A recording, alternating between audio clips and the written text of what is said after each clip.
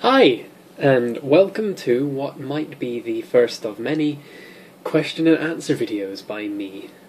I don't really know what I'm doing.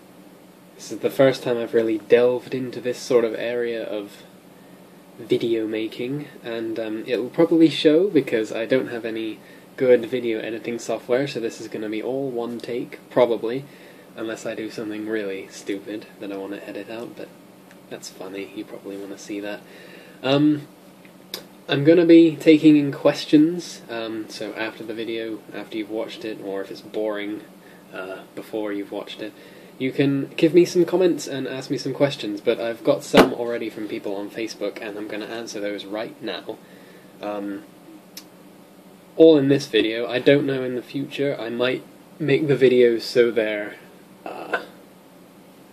like one video per question in the future, but I don't know, I guess it depends on the question. Either way, these are kinda quick to answer. So the first question I received was meow with a question mark, which can't really have much of an opinion on this. It's not really a question.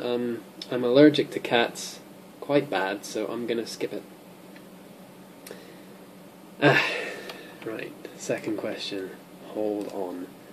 It's on the screen. What's up with all the aliases mumble? This is a better question, you see. I can answer this in a little bit of detail, and it tells you something, right?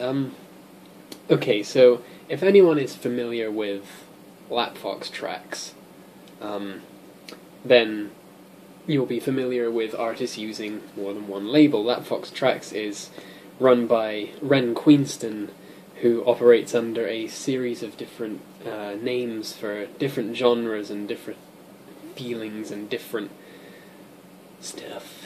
I always thought this was a good idea. I've been listening to Lapfox Tracks since late 2011, but never really delved into multiple aliases myself until a bit later, because I sort of had a fear that people might think I'm copying their work, and people do think that sometimes, but that's fine.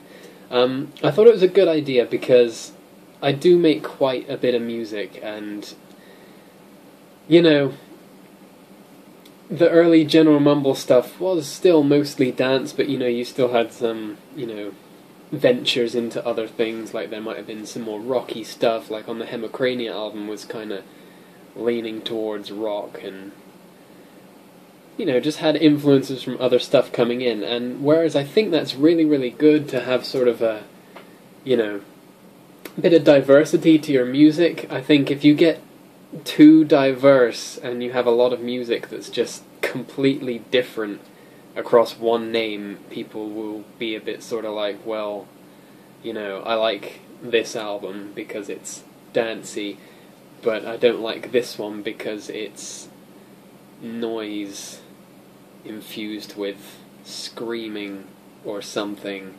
And, you know, you wouldn't want like, you know, to take a General Mumble album that was all like sort of fun, dancey stuff, and then the next General Mumble album, you know, a month later is just horrendous noise that only about 5% of you would ever want to listen to. So that's why I separated into different names, so that, you know, I can still venture a bit within each alias, but still keep a sort of relative feeling to them. So, like, General Mumble can stay sort of like relatively dancey, relatively, what's the word? What is the word? Not acceptable,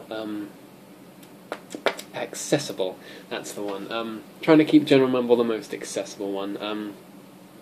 And then you've got things like Damien, which will handle sort of like more dark, gritty sort of stuff, metal, dark ambience, things like that. And then, you know, other aliases handle other things. It's just a fun way for me to sort of do lots of stuff and not, you know, not have everything under one name and, you know, too much under one name, because by now I'd have 40 plus General Mumble albums, so I think it's good that they're split up anyway. enough of that. Next question. What have we got? Would you ever think about putting a download for some of your synth patches? Well, yeah, that sounds like something I could do. I mean, I could whip up some synth patches.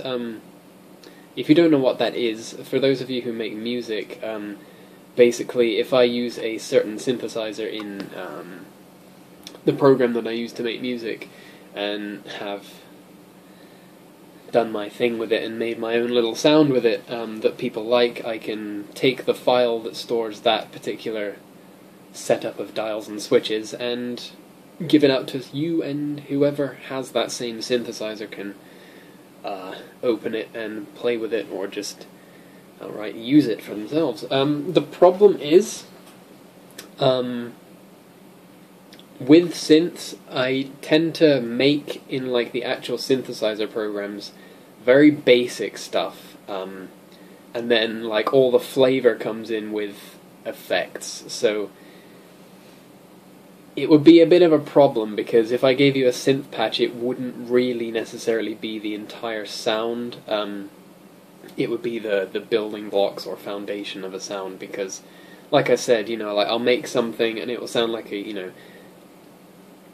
well, I don't know what it'll sound like, but it could sound like anything, but then I would shove it through a bunch of like distortion, or perhaps chorus, or anything that you would, feed something into to modify the sound afterwards, and I do that quite a lot, so it would be a case of having to like tutorial rather than just give out a synth patch. So I guess I could do that in the future.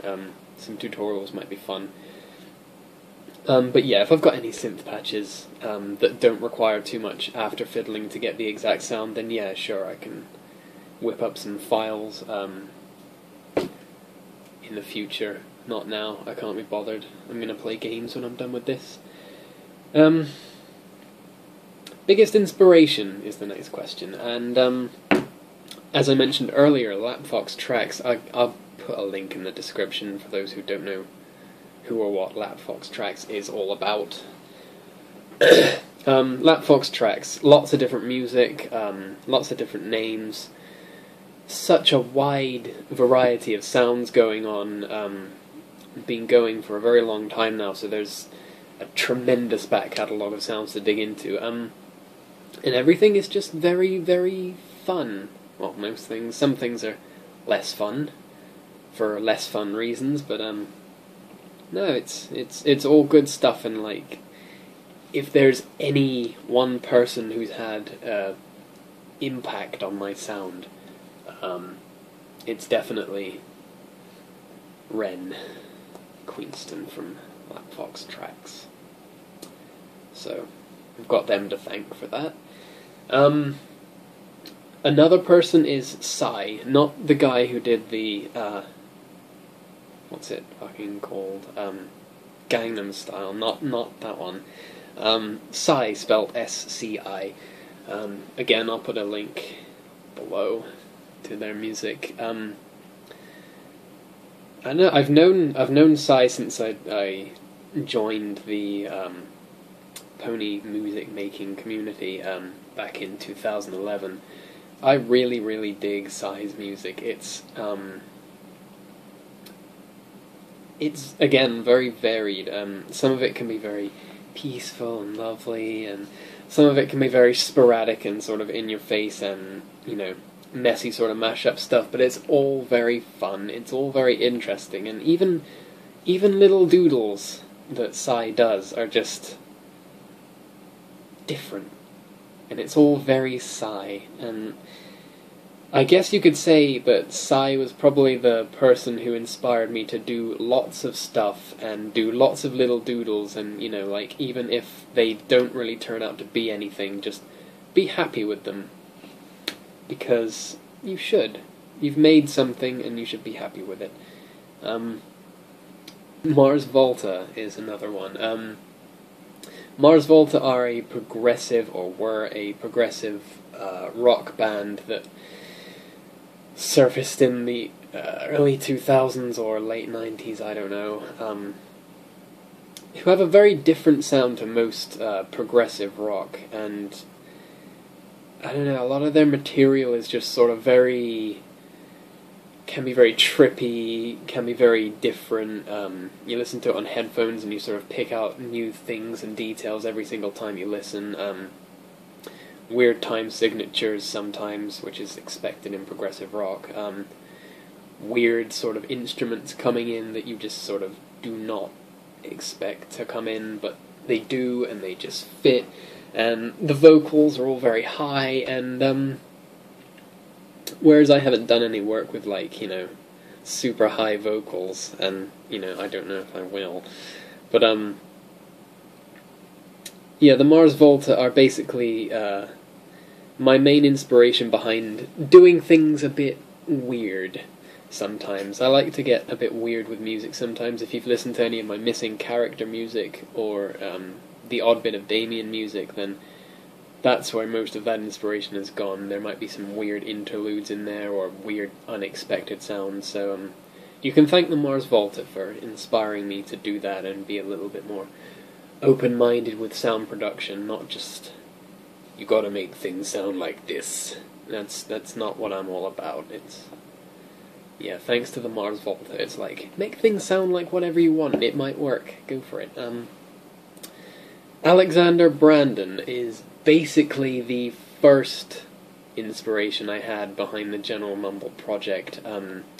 If you don't know who that is, Alexander Brandon composed a good amount of the music for the Unreal and Unreal Tournament games in the late 90s, and also Jazz Jackrabbit 2. He was a main, I don't know if he was the sole composer behind Jazz Jackrabbit 2, but definitely one of the main ones, and yeah, all the music done by him is just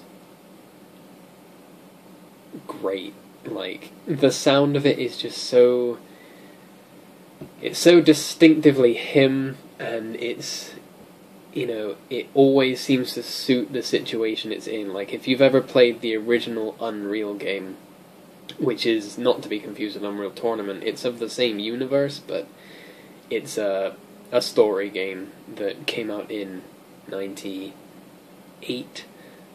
And basically you find yourself, you're a prisoner, you find yourself stranded on a planet because your prison transport ship has crashed on it, and you get there and you're sort of like, you get the feeling you're the only person who's still alive. You get out of your prison ship and you're just greeted when you're outside by this, okay, what is obviously a very,